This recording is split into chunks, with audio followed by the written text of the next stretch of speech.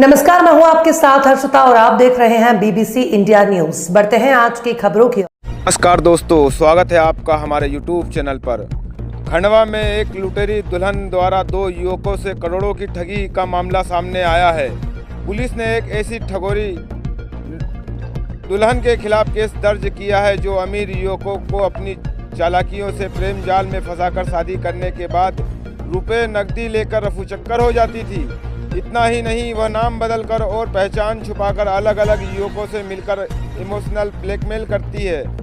अब तक 2 युवकों के साथ ठगी का मामला उजागर हुआ है। ठगोरी दुल्हन ने बहन के इलाज और व्यवसाय के नाम पर 2 युवकों से 4 करोड़ रुपए से ज़्यादा ठगे हैं। इस मामले में पुलिस ने संज्ञान लेकर हर पहलू पर बारीकी से जांच शुरू कर दी है। फरार ठगोरी दुल्हन की तलाश पुलिस द्वारा की जा रही है। देखिए हमारी ये रिपोर्ट।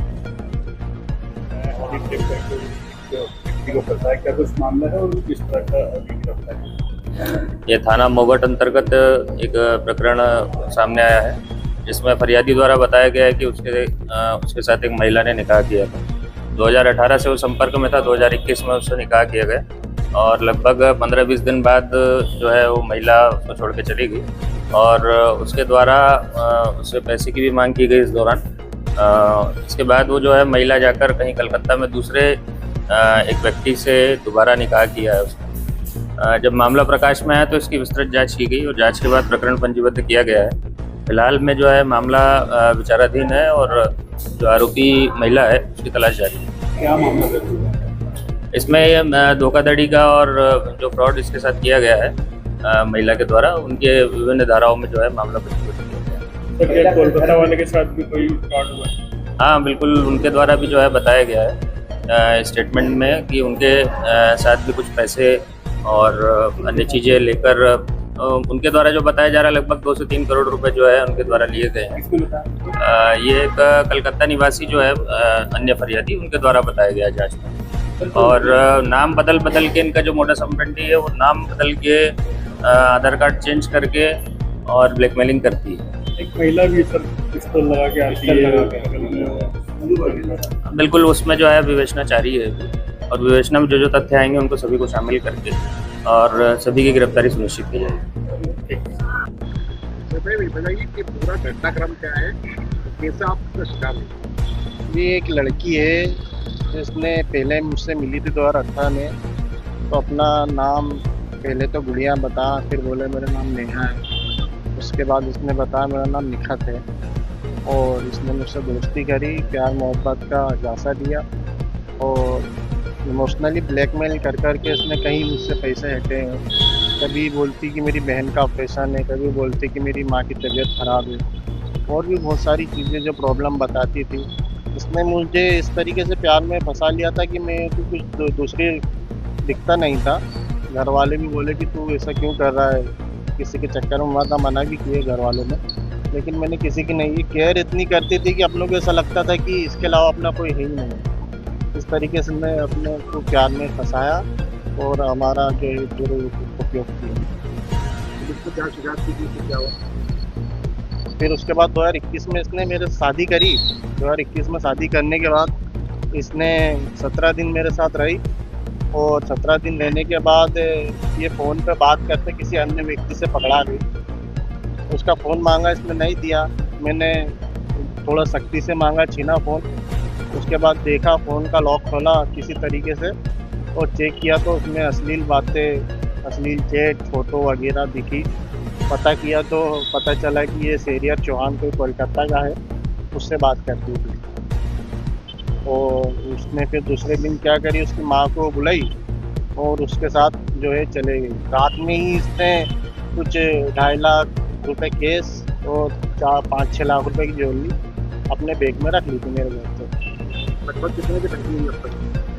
2018 से 21 तक के तो 20-25 लाख रुपए की ठगी हो चुकी थी मेरे साथ। उसके शादी के बाद भी 10-1 लाख रुपए की हुई। उन लोग से उसके साथ जो आदमी आपको डरा?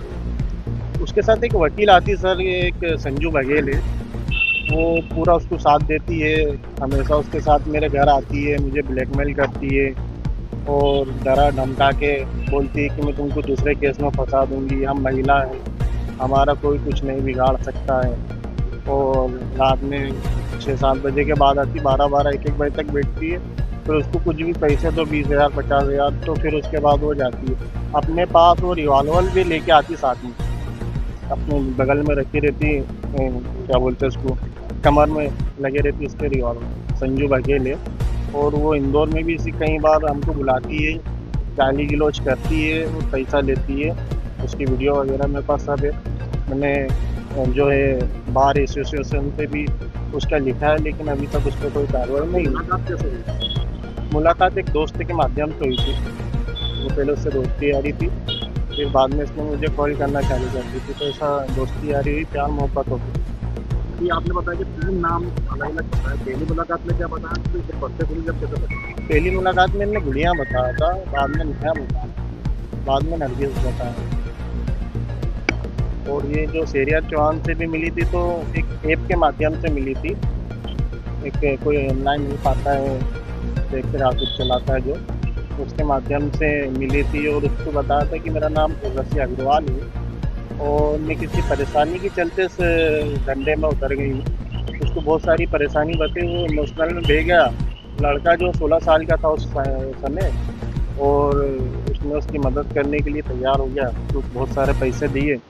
और उसके बाद उसकी बातचीत चलते रही, उसकी उससे भी दोस्ती यारी हुई, प्यार मोहब्बत। उनने देखा है लड़का बहुत पैसों वाला है, तो उसको भी फंसा लिया। फिर उसको प्यार मोहब्बत के झांसे में फंसा कर उससे कई करोड़ों रुपए हटे हैं। और उसके बाद उन्होंने 2021 में उससे भी शादी कर ली, नरगिस नाम से, मेरे से निखत नाम से करी। पुलिस ने एफआईआर कर दिया, अब कैसा महसूस? बढ़िया, पुलिस का बड़ा सहयोग रहा इसमें, सभी ने सहयोग किया। एसपी साहब माननीय, इसके साहब तानेकर साहब और टीआई साहब, सभी ने सहयोग किया इस मामले में, और इसमें एफआईआर उन्होंने दर्ज की। लेकिन मैं एक और थोड़ा सा चाहता हूँ कि इसमें जो एक मुख्य आरोपी जो संजू बघेल है, उसके खिलाफ भी, और उसके घर वालों के खिलाफ, जो लड़की घर वाले जैसे मामा है, माँ है, उनके खिलाफ भी एफआईआर दर्ज होना चाहिए। क्योंकि इनका पूरा गैंग बना हुआ है, ग्रुप बना हुआ है, किसी एक की बस की बात नहीं इतना बड़ा काम करना। तो इनके खिलाफ भी एफआईआर दर्ज होना चाहिए।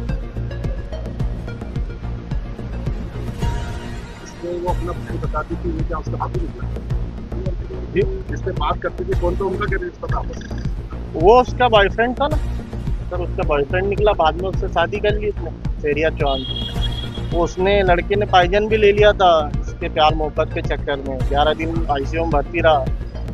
और उसने भी मोगट थाने में अपने कथन दिए, कोलकाता से आके इंदौर गई थी यहाँ की टीम, उसके कथन लेके आई है, उस बुनियाद पे